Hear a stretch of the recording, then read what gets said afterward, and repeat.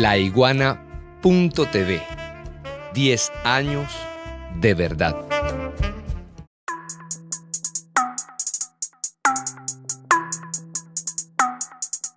Venezuela. Adelante, señor Maduro, en el uso de la palabra.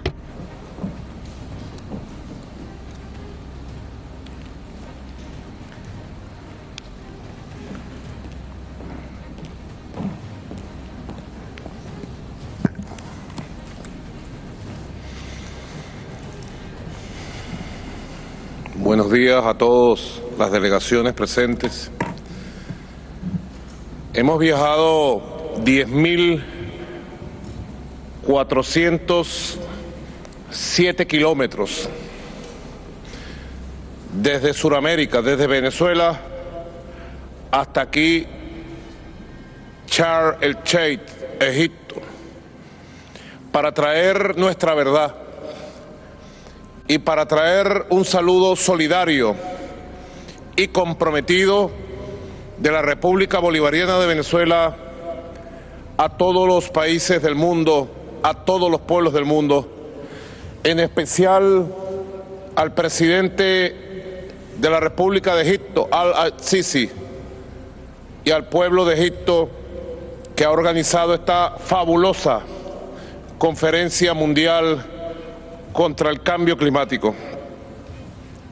He sabido los terribles desequilibrios ambientales que hoy afectan de manera dramática la vida en todo el planeta, que parecen indicar que el cambio climático, así llamado, con incoherente eufemismo, es un hecho irreversible.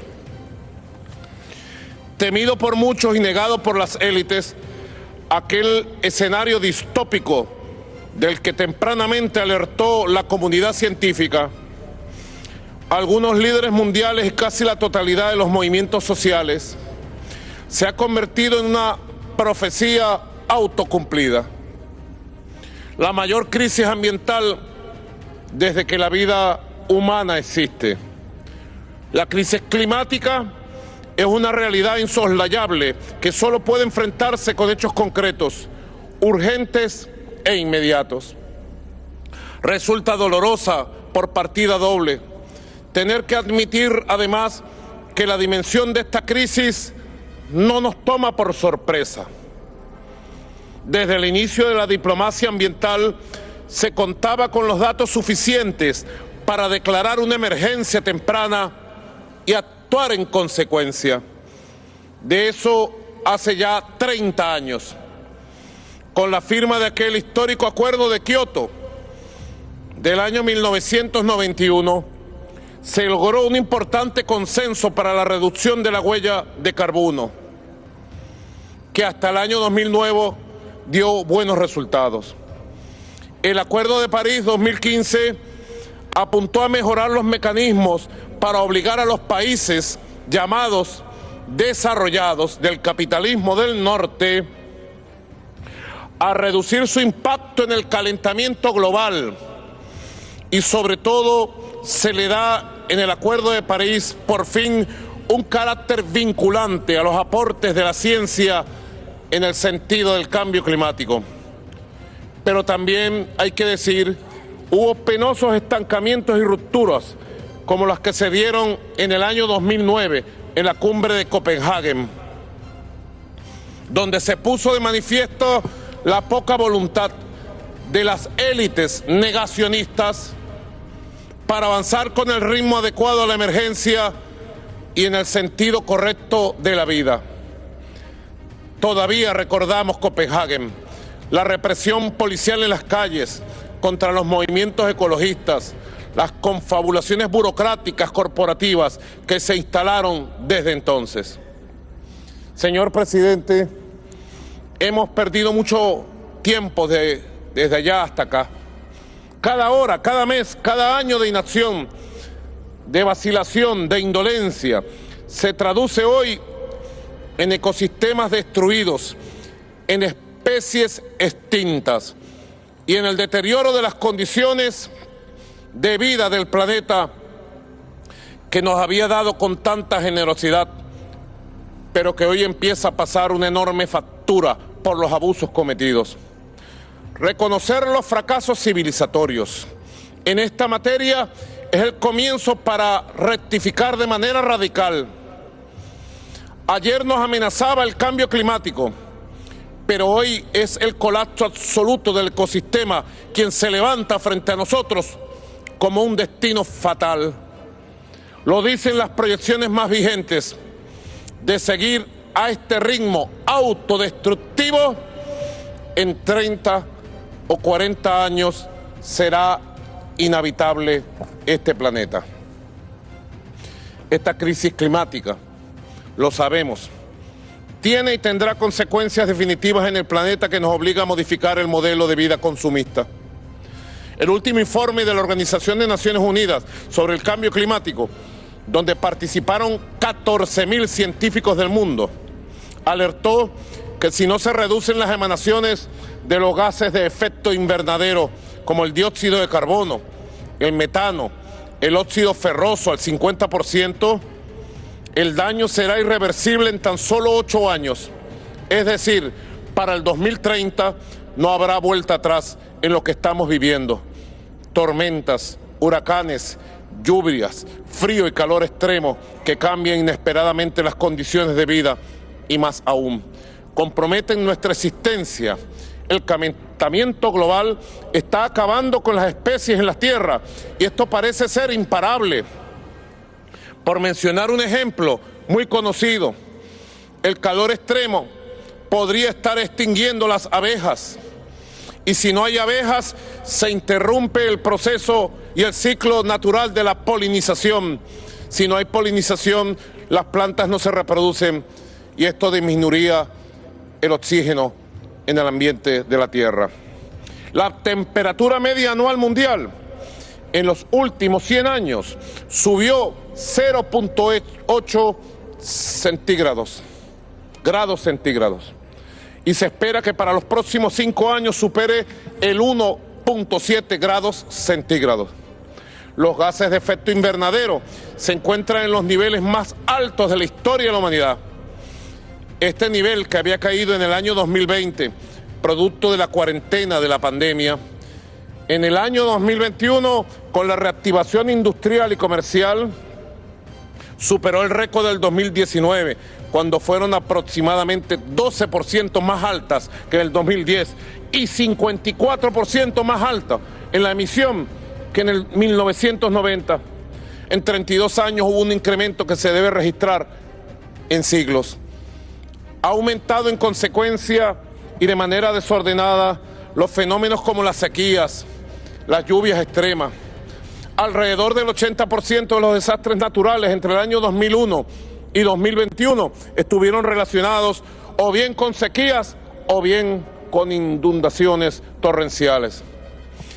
Según estimaciones de los expertos climáticos, para el año 2050 el océano Ártico quedará prácticamente libre de hielo marino por primera vez en la historia y con un aumento de temperatura de 2 grados centígrados que amenaza con perder el 99% de los corales del mundo.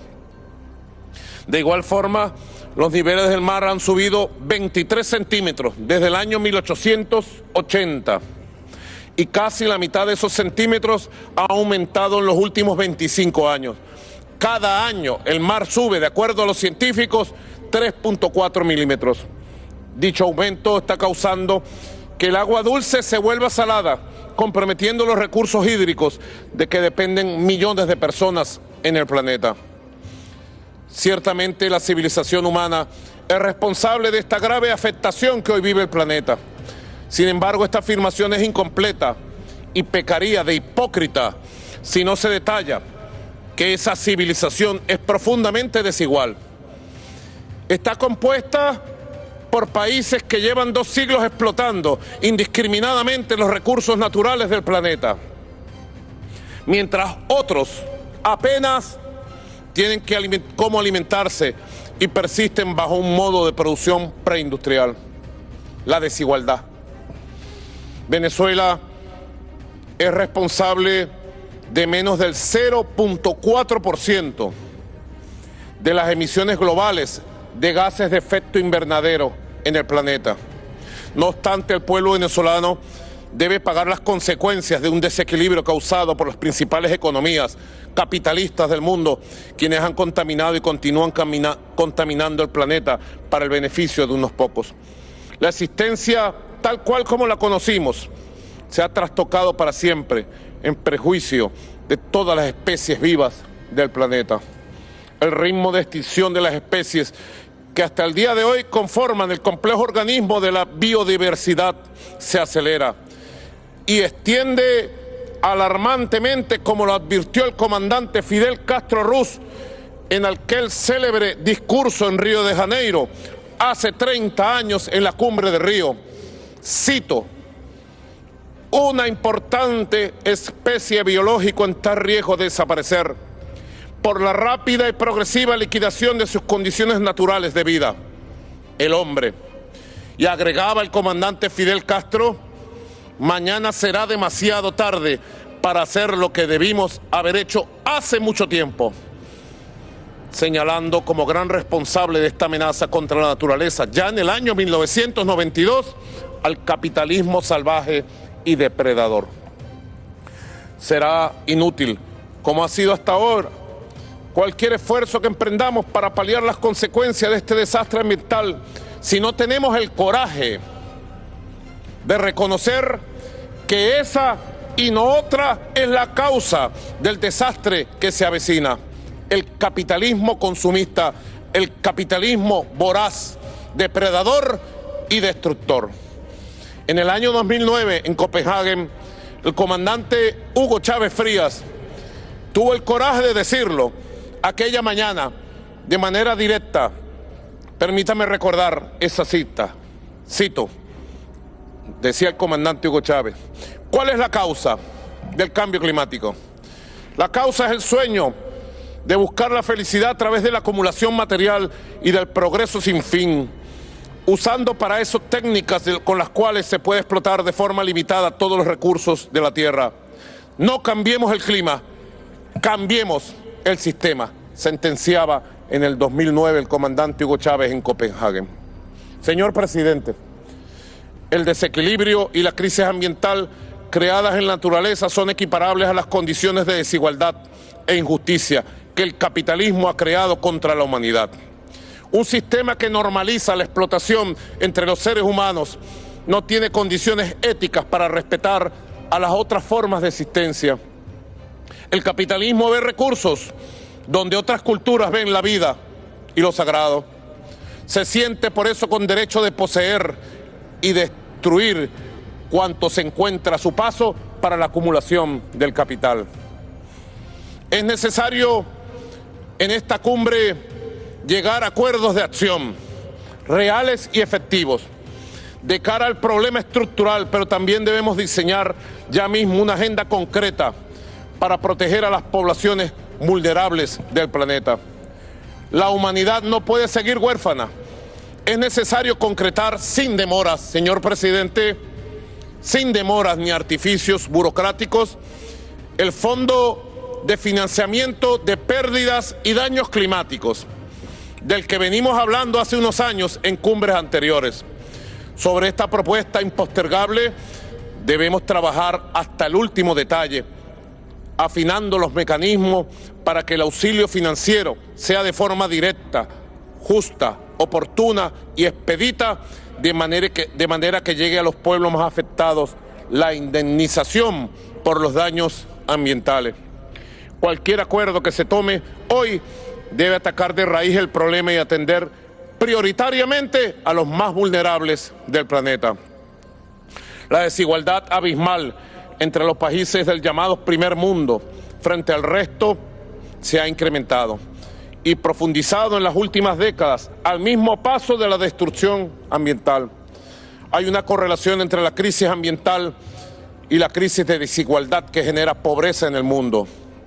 La explotación indiscriminada de los recursos renovables y no renovables, además de producir miseria ambiental, es responsable de la miseria social a escala planetaria que también se agudiza. Esto no puede ser obviado al momento de trazar medidas drásticas y planes efectivos que corrijan y normen la actividad civilizatoria para el devenir. Finalmente, señor presidente, abogamos como país soberano por la protección de la Amazonía. Venimos de un encuentro con el presidente de Colombia, Gustavo Petro, con el presidente de Surinam, con los movimientos sociales suramericanos, para asumir responsabilidades como habitantes de Suramérica en la salvación de la selva y la biodiversidad del Amazonas. Milenios de existencia han dejado una huella irreparable en el Amazonas. Por el contrario, creemos que son los pueblos originarios quienes deben enseñarnos cómo salvar y cómo convivir con la naturaleza.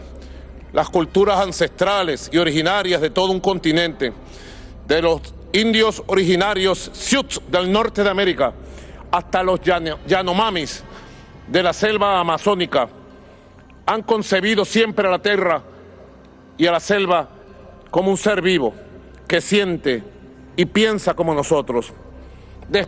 Despertemos a esa verdad y salgamos de la arrogancia antropocéntrica que nos impide ver lo sagrado que es el mundo. Los venezolanos y las venezolanas no nos caracterizamos por ser pesimistas. Nos asiste un infatigable espíritu de lucha, de resistencia y un inmenso amor por la vida que nos eleva a pensar en una nueva humanidad, desde una nueva espiritualidad, una humanidad reconciliada con la naturaleza, reconciliada consigo misma, reconciliada con el futuro. Ya no hay, como decía el filósofo canadiense Marshall McLuhan, ya no hay pasajeros en esta nave espacial llamada Tierra. Todos somos tripulantes. Sé que no hay un hombre ni una mujer de a pie que esté dispuesto a ver eclipsar esta hermosa aventura que puede ser la humanidad nueva, la humanidad salvada. Tampoco nosotros nos quedaremos sentados a ver el final de los días. Cuente el mundo con nuestro pueblo comprometido y trabajador, lleno de esperanza, dispuestos a unir todos los esfuerzos con nuestros hermanos de una nueva humanidad. La ilusión del desarrollo infinito por la vía consumista ha terminado. Pongámosles límite ahora al daño causado a la madre naturaleza. Presidente, hermanos y hermanas, se agotó el tiempo de los discursos y también el de los lamentos. Solo queda un presente para actuar radical y certeramente en favor de otro mundo posible, de una vida verdadera. Y aunque el presente sea un instante ante los ojos de la eternidad, será suficiente si hay voluntad de vida.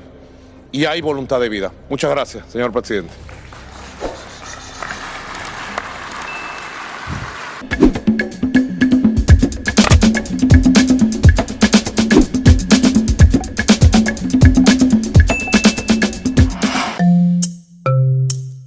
Laiguana.tv, la verdad hecha tendencia.